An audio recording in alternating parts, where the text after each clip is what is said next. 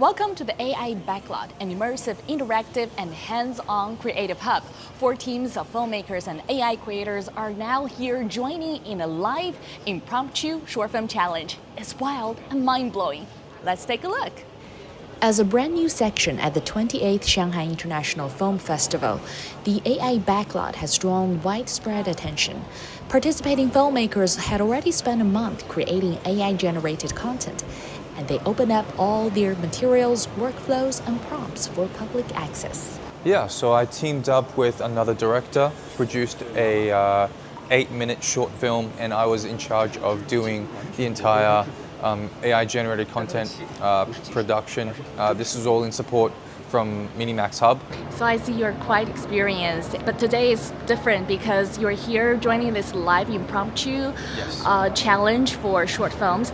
Tell me about what progress are you at right now? Yeah, well, we are trying to adapt a story from Zhuangzi and Huizi. So it's going to be a 1-minute short, and we have, I think, 4 hours left. Oh, the clock is ticking. Yes. You gotta hurry. High-intensity work relies on efficient tools. Behind the scenes, the creators were supported by Minimax, a fully self-developed Chinese company providing the full-stack AI models powering the challenge. We are a completely self-developed large model made in China, and we've gained a lot of attention overseas.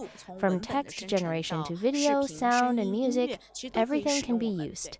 But while AI can generate images and music in seconds, can it truly tell a story? We put that question to Professor Sun Bin from the Communication University of China, who has been observing the teams closely throughout the process.